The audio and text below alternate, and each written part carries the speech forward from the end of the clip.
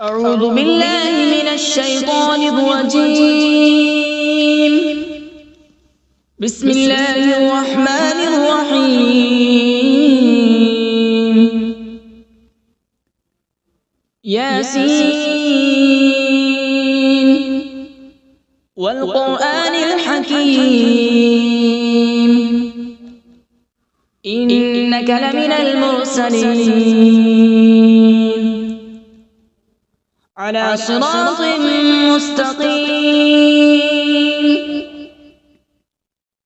تنزيل العزيز الرحيم لتنذر قوما ما أنذر آباؤهم فهم غافلون. لقد حق القول على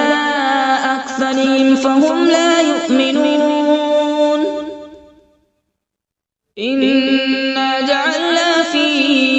أعناقهم أغلالا فهي إلى الأذقان فهم مقمحون.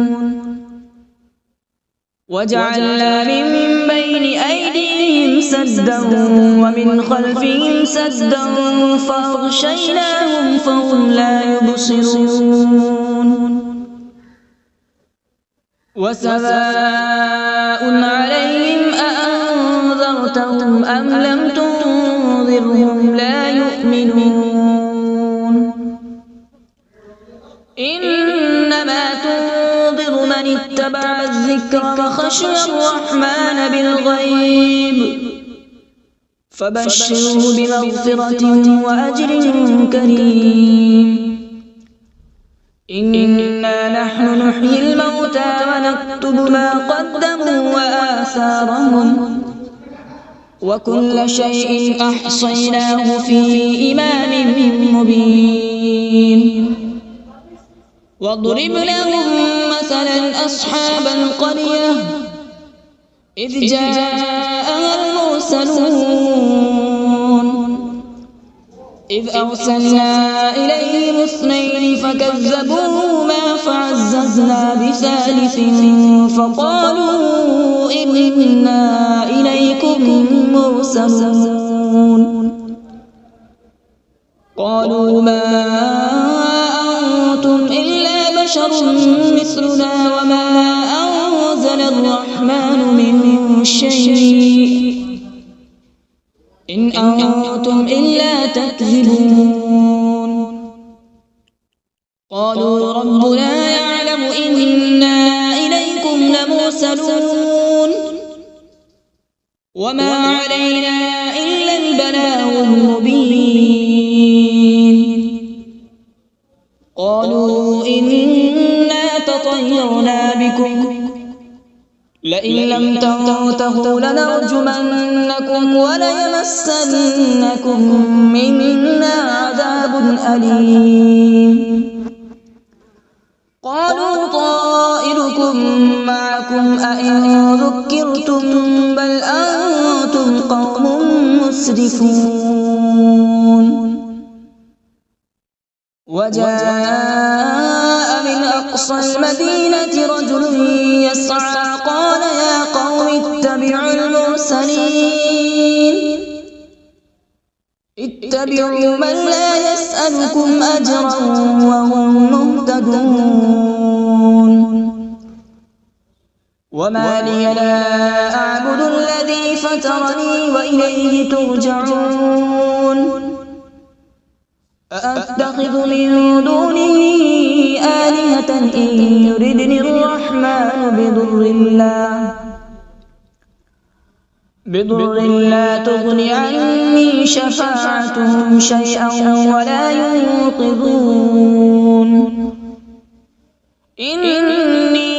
إذا لفي ضلال مبين. إني آمنت بربكم فاسمعون. قيل ادخل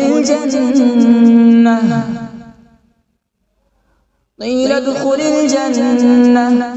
قال يا ليت قومي يعلمون. بما غفر لي ربي وجعلني من المكرمين. وما أنزلنا على من بعده من جود من السماء وما كنا منزلين إن كانت إلا صيحة واحدة فإذا هم خامدون يا حسرة على العباد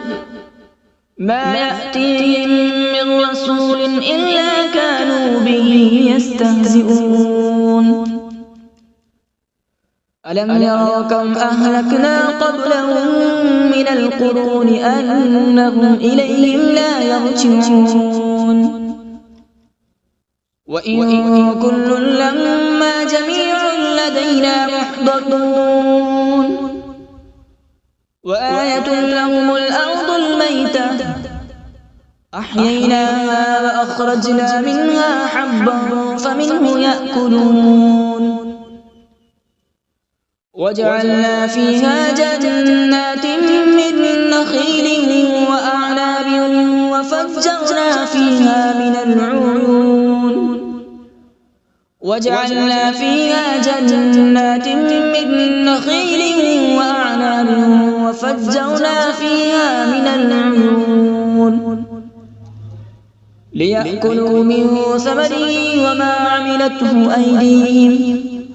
أفلا يشكرون سبحان الذي خلق الأزواج كلها مما تنبت الأرض ومن أنفسهم ومما لا يعلمون وآية لهم الليل نسلخ منه النهار فإذا هم مظلمون والشمس تجري لمستقر لها ذلك تقدير العزيز العليم والقمر قدرناه منازل حتى عاد كالعرجون القديم لا الشمس ينبغي لها أن تدرك القمر ولا الليل سابق النهار وكل في فلك يسبحون وآية لهم أنا حملنا ذريتهم في الفلك المشحون وخلقنا لهم من مثله ما يركبون وإن نشأ نغرقهم فلا صريخ لهم ولا هم ينقذون إلا رحمة منا ومتاعا إلى حين وإذا قيل لهم اتقوا ما بين أيديكم وما خلفكم لعلكم ترحمون وما تأتيهم من آية من آيات ربهم إلا كانوا عنها معرضين وإذا قيل لهم أنفقوا مما رزقكم الله قال الذين كفروا للذين آمنوا أنطعم من لو يشاء الله أطعمه إن أنتم إلا في ضلال مبين ويقولون متى هذا الوعد إن كنتم صادقين ما ينظرون إلا صيحة واحدة تأخذهم وهم يخصمون فلا يستطيعون توصية ولا إلى أهلهم يرجعون ونفخ في الصور فإذا هم من الأجداث إلى ربهم ينسلون قالوا يا ويلنا من بعثنا من مرقدنا هذا ما وعد الرحمن وصدق المرسلون إن كانت إلا صيحة واحدة فإذا هم جميع لدينا محضرون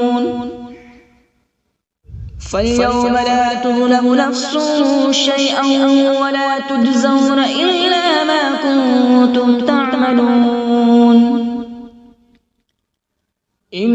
أصحاب الجنة اليوم في شغل فاكهون هم وأزواجهم في ظلال على الأرائك متكئون لهم فيها فاكهة ولهم ما يدعون سلام قولا من رب رحيم وامتازوا اليوم أيها المجرمون ألم أعهد إليكم يا بني آدم ألا تعبدوا الشيطان إنه لكم عدو مبين وأن اعبدوني هذا صراط مستقيم ولقد أضل منكم جبلا كثيرا أفلم تكونوا تعقلون هذه جهنم التي كنتم توعدون اصلوها اليوم بما كنتم تكفرون اليوم نختم على أفواههم وتكلمنا أيديهم وتشهد أرجلهم بما كانوا يكسبون ولو نشاء لطمسنا على أعينهم فاستبقوا الصراط فأنى يبصرون ولو نشاء لمسخناهم على مكانتهم فما استطاعوا مضيا ولا يرجعون ومن نعمره ننكسه في الخلق أفلا يعقلون وما علمناه الشعر وما ينبغي له إن هو إلا ذكر وقرآن مبين لينذر من كان حيا ويحق القول على الكافرين أولم يروا أنا خلقنا لهم مما عملت أيدينا أنعاما فهم لها مالكون وذللناها لهم فمنها ركوبهم ومنها يأكلون ولهم فيها منافع ومشارب أفلا يشكرون واتخذوا من دون الله آلهة لعلهم ينصرون لا يستطيعون نصرهم وهم لهم جند محضرون فلا يحزنك قولهم إنا نعلم ما يسرون وما يعلنون أولم ير الإنسان أنا خلقناه من نطفة فإذا هو خصيم مبين وضرب لنا مثلا ونسي خلقه قال من يحيي العظام وهي رميم قل يحييها الذي أنشأها أول مرة وهو بكل خلق عليم الذي جعل لكم من الشجر الأخضر نارا فإذا أنتم منه توقدون أوليس الذي خلق السماوات والأرض بقادر على أن يخلق مثلهم بلى وهو الخلاق العليم إنما أمره إذا أراد شيئا أن يقول له كن فيكون فسبحان الذي بيده ملكوت كل شيء وإليه ترجعون أعوذ بالله من الشيطان الرجيم بسم الله الرحمن الرحيم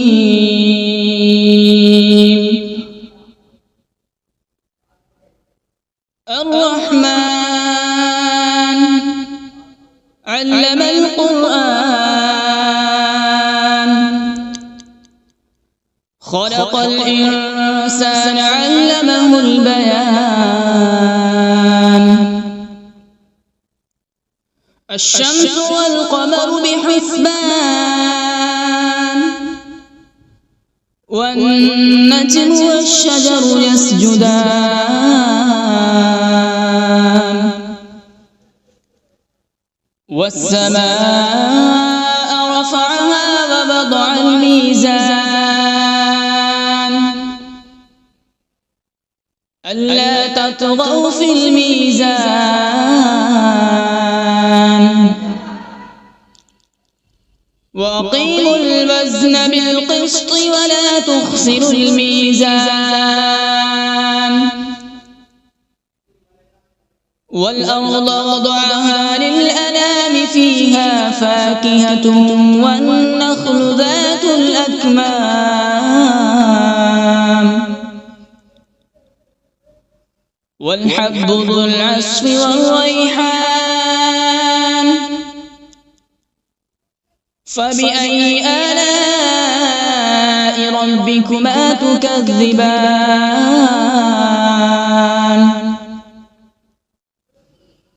خلق الإنسان من صلصال كالفخار وخلق الجان من مارج من نار فبأي آلاء ربكما تكذبان رب المشرقين ورب المغربين فبأي آلاء ربكما تكذبان مرج البحرين يلتقيان بينهما برزخ لا يبغيان فبأي آلاء ربكما تكذبان يخرج منهما اللؤلؤ والمرجان فبأي آلاء ربكما تكذبان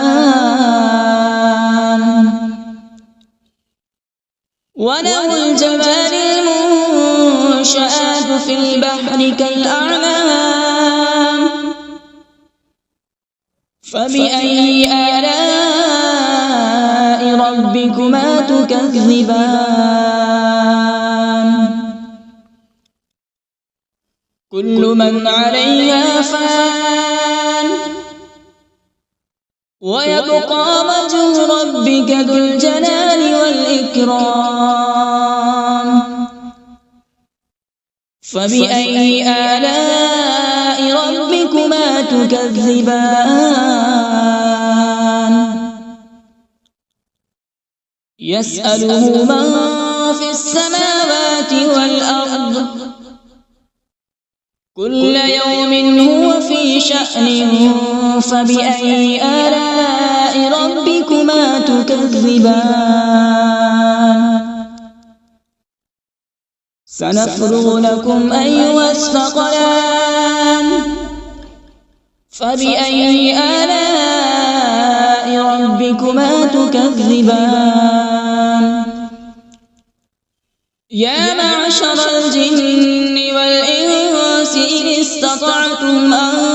تنفذوا من أقطار السماوات والأرض فانفذوا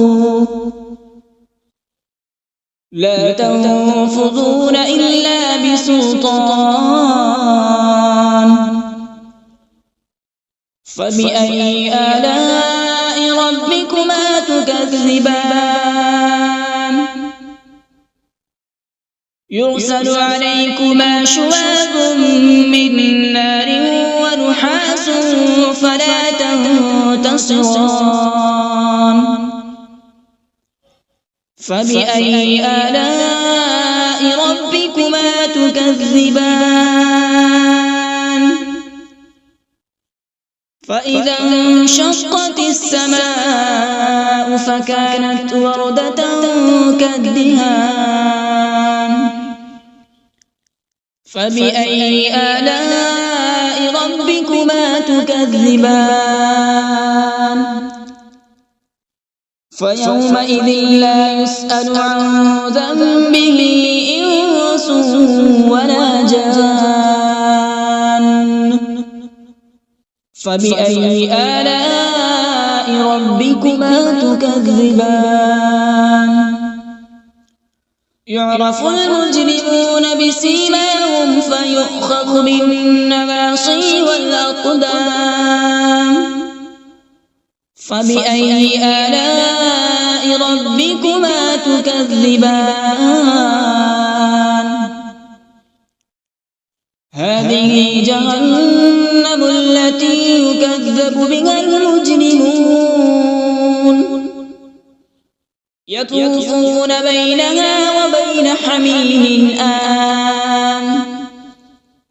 فبأي آلاء ربكما تكذبان ولمن خاف مقام ربه جنتان فبأي آلاء ربكما تكذبان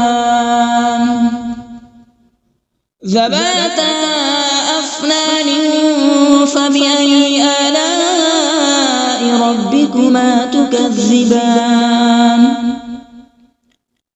فيهما عينان تجريان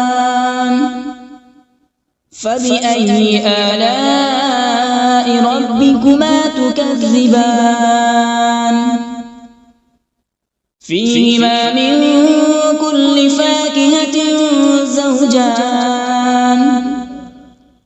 فبأي آلاء ربكما تكذبان متكئين على فرش بطائنها من استبرق وجنى الجنتين دان فبأي آلاء ربكما تكذبان فيهن قاصرات الطرف لم يطمثهن إنس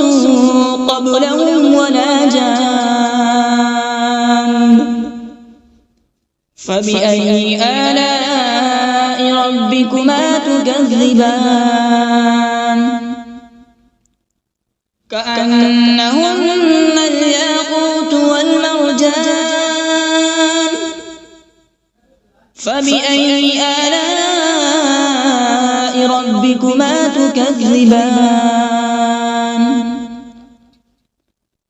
هل جزاء الإحسان إلا الإحسان فبأي آلاء ربكما تكذبان ومن دونهما جنتان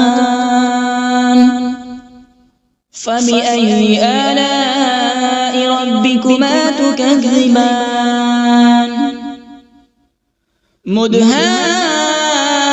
مدهامتان فبأي آلاء ربكما تكذبان فيهما عينان نضاختان فبأي آلاء ربكما تكذبان فيهما فاكهة ونخل ورمان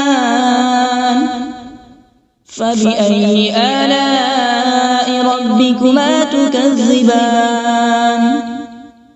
فيهن خيرات حسان فبأي آلاء ربكما تكذبان حور مقصورات في الخيام فبأي آلاء ربكما تكذبان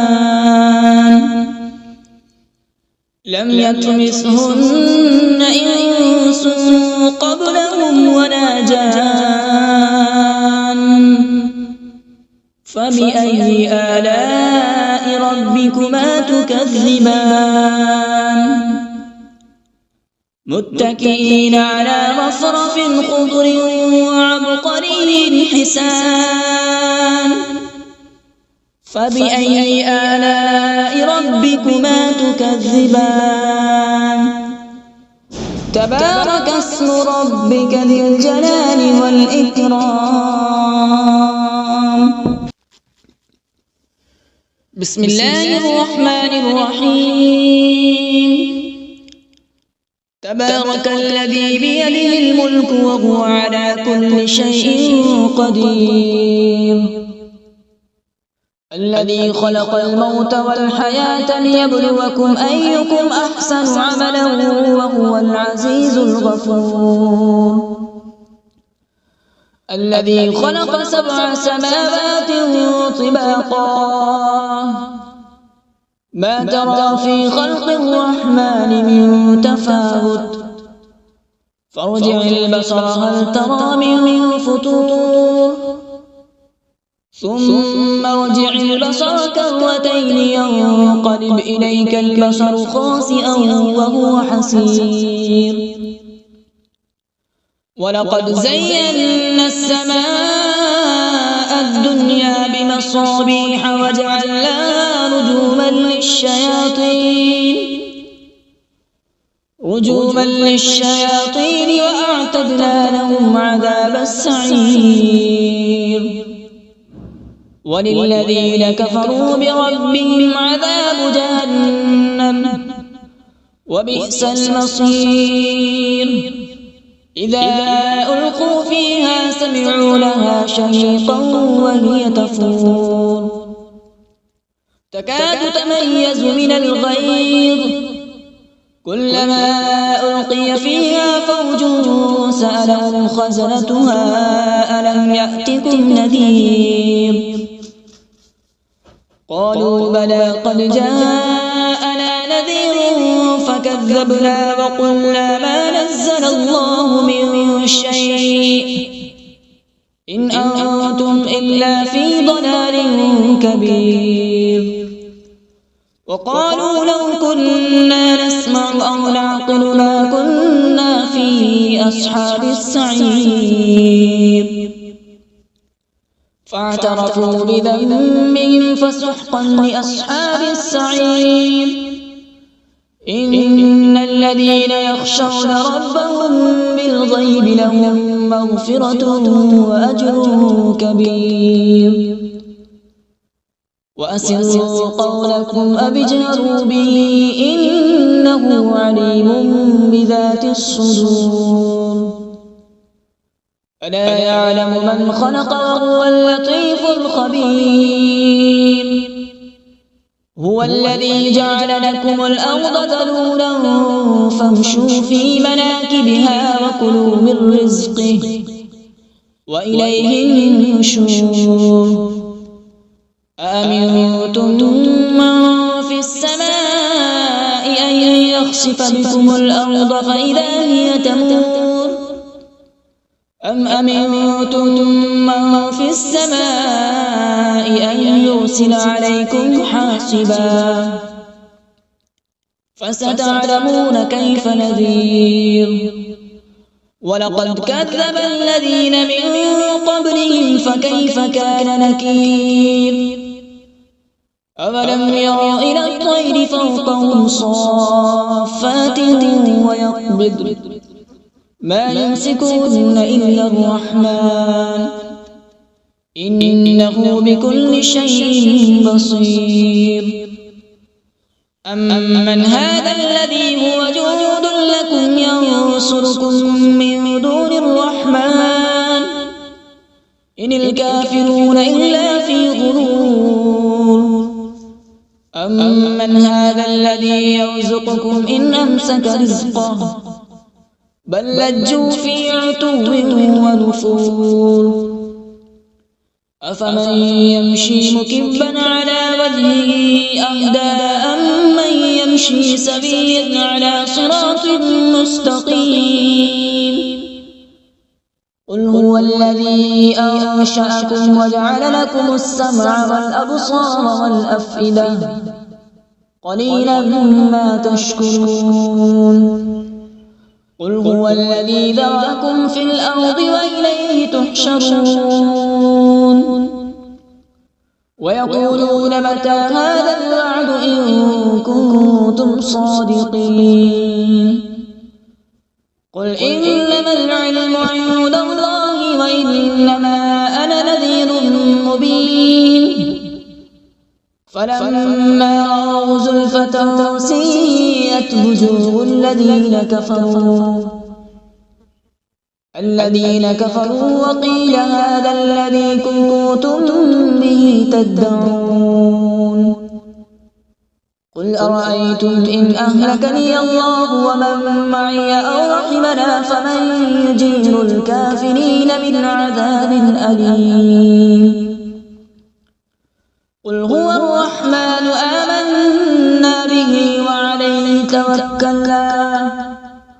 فستعلمون من هو في ضلال مبين قل أرأيتم إن أصبح ماؤكم غورا فمن يأتيكم بماء معين صدق الله العظيم.